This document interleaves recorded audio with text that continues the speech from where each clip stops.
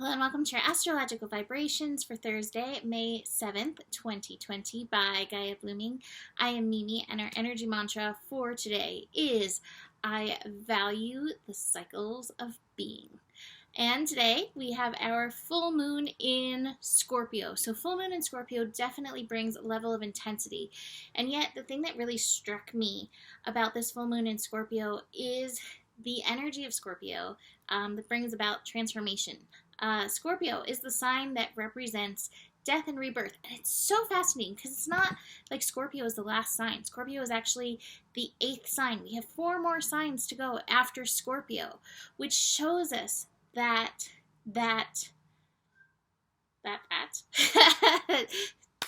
is not the end. It's just somewhere in part of the cycles of everything.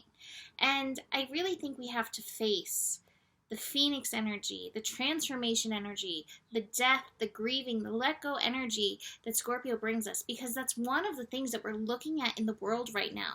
The fact that what the world was, it will not be. And there is a grieving process, even as, things are maybe starting to reboot a little bit. It's not going to be the way it was. And again, I hold the possibility, the strong faith, the strong belief that it can be even better. And yet, there is the fear and there's the grieving for, we'll call it the simpleness, but I think it's just the being used to the way it was. So facing that with this Scorpio moon, being able to release, being able to hold space for the transformation process in ourselves and in our world, and the phoenix process as well that comes with, and realizing there are 4 more signs to go. There are many more cycles to go through this is a powerful process. It's also acknowledging the death process that we face daily. This has brought this up to so many, in our face.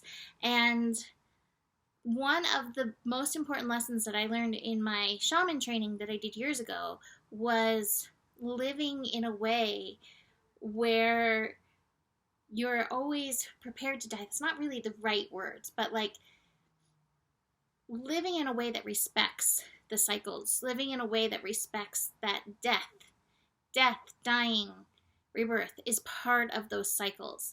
So we really do want to embrace this with this full moon energy. And I would ask yourself, what in my life is being called into this death process in and through this energy? And where can I take that energy and promote it to some new life, to rebirth? And that's the Sabian symbol for this full moon energy, which I didn't even give you the details because I just had to dive right into the depths, Scorpio style. Full moon is happening at 3:45 a.m. Pacific time, so that's 6:45 a.m. Eastern time. It's happening at 17 degrees, and the Sabian symbol is, roughly speaking, a woman, this is the words, fecundated by her own spirit. It's basically being impregnated by your own spirit, and it's about trusting the divine creative process, the creators that we are. So it's interesting because Scorpio, it brings this death process, and yet in the Sabian symbol we are reminded of the potential of rebirth, the potential of our creative regenerative powers that we do have to tap into in and through this energy. So there's so much power in and through this full moon. Now, the full moon is definitely not the end of the day because we have so many other connections happening with the moon. And I was feeling like it's like with all of these connections, it's giving us a chance to like die and be renewed through these connecting energies. So the moon, after the full moon, goes on to connect to Neptune, Mercury, Pluto, Mars, Jupiter, Lilith.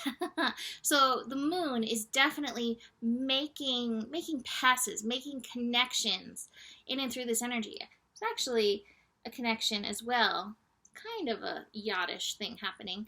A connection as well with Venus. It's inconjunct. It's not on my little list, but I see it as I'm looking at my chart. So all of these connections with these energies. So we'll start with that Neptune connection, Moon and Neptune connection, and Mercury is actually feeding in because we have Mercury and Neptune connecting. So Moon and Neptune, it's making peace with these depths, and again with the process, and again I even feel like with the completion process, like going through the full cycle and realizing there is rebirth to come. And so again, it feels like just nurturing whatever spirit has shown you is coming to a natural end in your life at this time. I know several people who are struggling with the end of relationships at this point.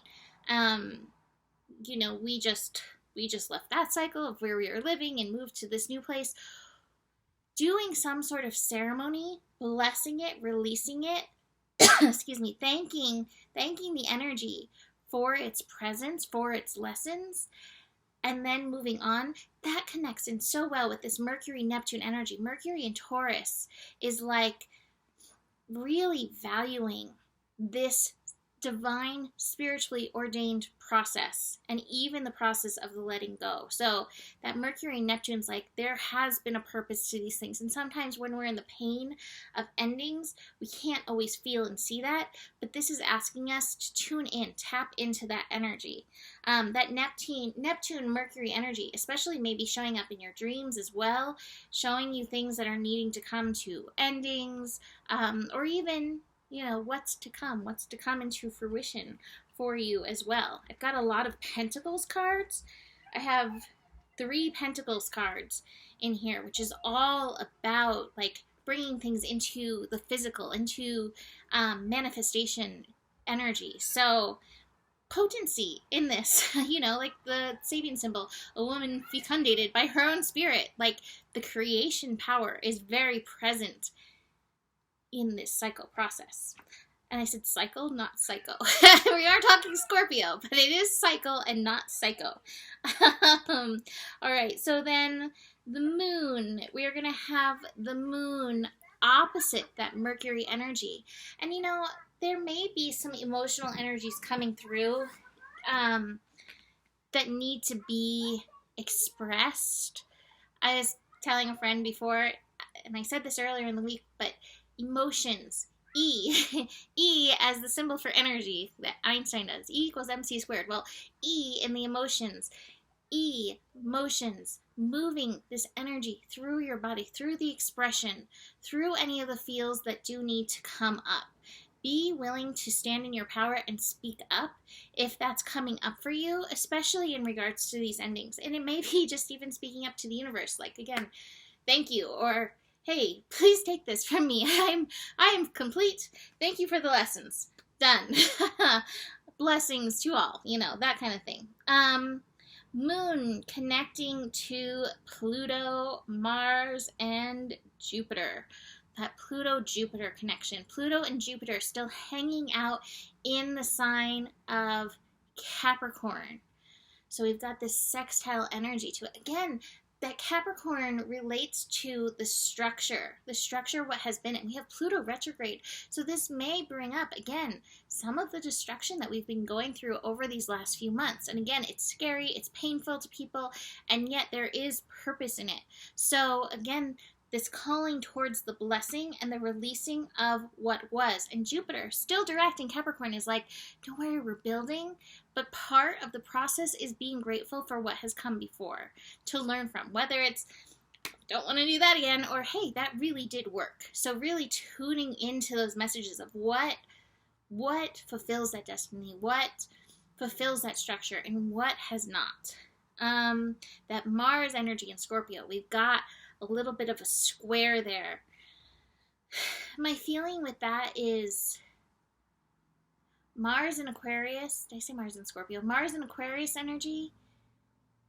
It's ready to be there in the future already. It's ready for everything to be like lit up already. It doesn't have I have the isolation card in reverse. It does not want this anymore. It would like to break through the feeling of that. And yet here we still are, still lingering in this energy. energies are about to shift. This North Node in Gemini is definitely, definitely not able to sit very still for very long. So the shift is imminent, but again, we are where we're at, and there's a calling for that, to be okay where you're at, that maturity card. So being okay where you are, and yet still being able to envision the bright future that is coming. That's part of that energy. But that moon square the Mars, you might be kind of stuck in that the isolation feels, it's never going to end. Let this be part of the death process. Moon also connecting, like I said, to that Venus energy. There's a little bit of an inconjunct. Venus in Gemini, preparing for her own retrograde, is like, I don't really want to go there yet. I just kind of want to have fun. I just want to kind of laugh. And the moon in Scorpio reminds, in this inconjunct, it doesn't have to last forever. Feeling the feels, going through the emotions, it doesn't have to last forever. If it's coming up, don't stuff it down. Allow the expression. That's kind of one of the things I keep getting, is allow the expression of it to move through, because it will. That Lilith energy, Lilith in conjunct again. the yin is in conjunct this moon. Lilith in Aries energy.